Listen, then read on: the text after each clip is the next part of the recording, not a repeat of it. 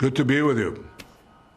First, once again, my condolences after all your country has been through. The equivalent of 40,000 dead Americans a day in a single day, and murder and rape and kidnapping and torture and beheading, and now, you know, a 4, 5, 6, 7 front war. It's been rough for Israel. How's the country holding up? Well, it's holding up remarkably because of the spirit of our people and the indomitable courage of our soldiers and the resolution of our government to roll back this tide of terror, this murderous mass, hit Hamas and hit the Iran axis that sponsors Hamas, Hezbollah, the Houthis, and is committed to destroy Israel. They thought we were just going to fold. And a year and some later, they're folding. And we're going to continue until we achieve victory over our enemies that are your enemies, because these people chant death to America, death to Israel. You're the great Satan, we're the small Satan, but we're standing in their way. Well, we're defeating them, and our victory is your victory. You stood with America after 9/11 on this program, on with me many, many times. I'll never forget it. Yesterday was historic, and you actually used the phrase that Donald Trump is the greatest friend Israel's ever had in the White House. Explain. It's that simple. He's the greatest friend Israel ever had in the White House. You know, in his first term, he recognized Jerusalem as our capital and moved the American embassy there, recognized our sovereignty over the Golan Heights, got out of the disastrous Iran deal, brokered, and we worked together on this, the historic Abraham Accords that brought peace to Israel and 4 Arab states. You want more? I mean, that's a lot. And look what he's done in the last few days. I mean, he's done remarkable things. He's released the ammunition that we need to continue and our march to victory. He's taken action against UNRWA and these other UN agencies that hate America and hate Israel. He's done enormous things. Yes, he's the greatest friend that Israel has ever had in the White House. You said that you believe peace between Israel and Saudi Arabia is not only feasible, you think it's going to happen.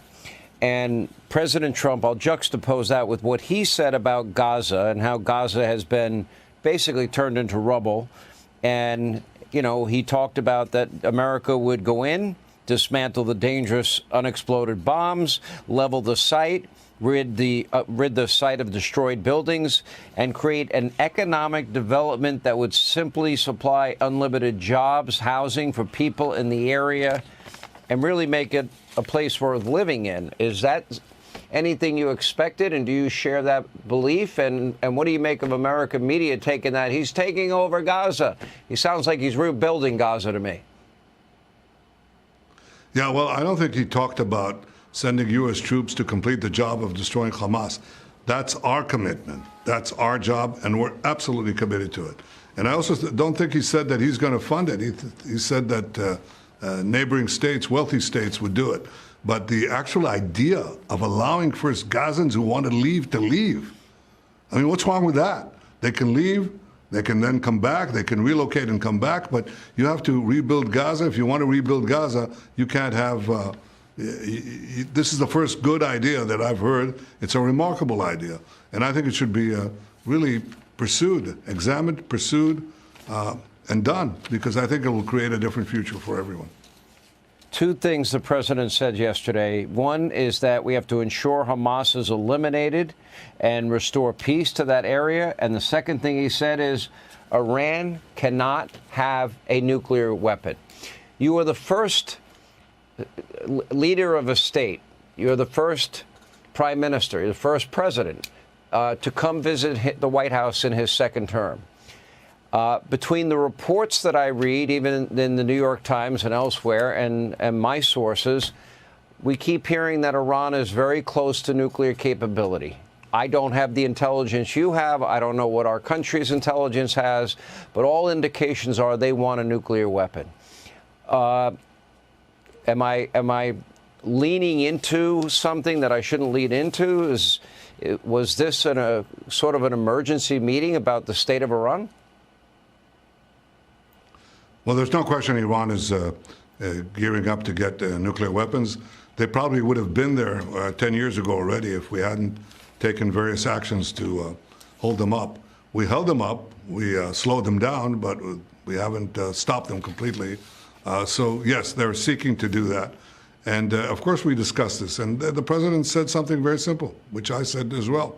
Iran must not be allowed to have nuclear weapons. It's that simple. And it's just about all I can say about it.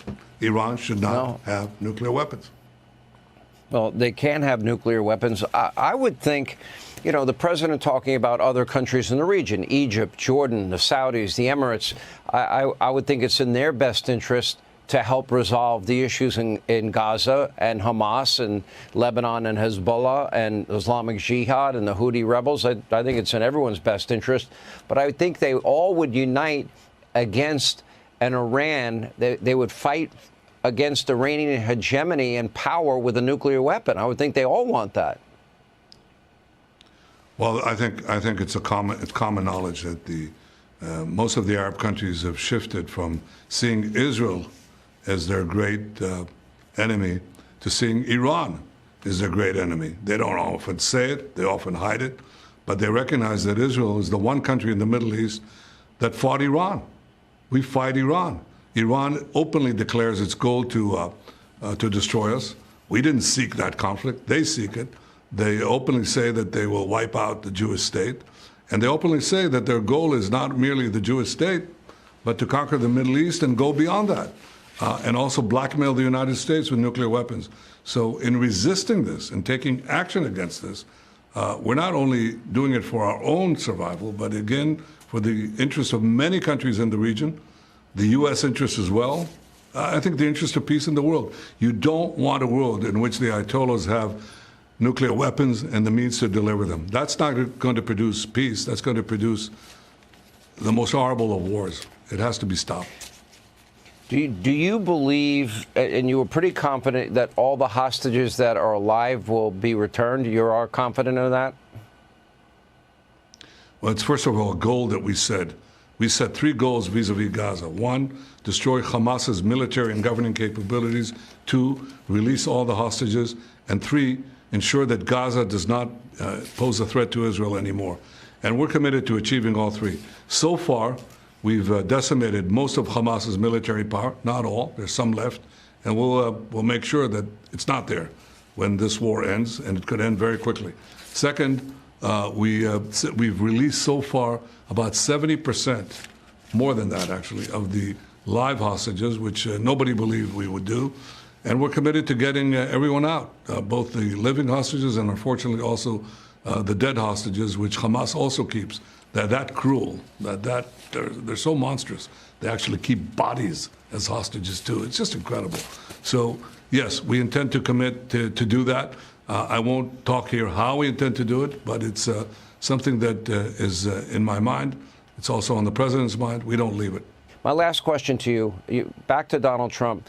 When Donald Trump, before he got into office and he said, all hell will break loose in the region if those hostages are not released, how important were those words, in your view, to getting this deal done, to get the hostages back? I think he used his influence, which is global. I think he used it with great effect to help us complete this release. And I'm sure that working together we'll achieve great things. We intend to, we're changing the Middle East. Israel has already done so in the last year. We've really changed the Middle East. It was basically an Iranian pond. They can do anything in it. And we, in many ways, single-handedly, but with some American air defense support, which I appreciate. And some other help that I appreciate as well. But Trump's entry into the White House gives enormous, I say, backing to those who wish to see Iran's aggression rolled back, Iran never having a nuclear weapon, and that affects the entire region. It elevates the spirit of Israelis. It elevates the spirit of all those who want to see a different Middle East, a prosperous and peaceful Middle East. I think it changes the global equation. It definitely changes the equation in the Middle East. I think you got to take away their money. That would mean take out their refineries and take out their nuclear sites. And, you know, that will prevent a potential modern-day Holocaust, which we cannot ever have happen. Mr. Prime Minister, we appreciate your time. Thank you, sir.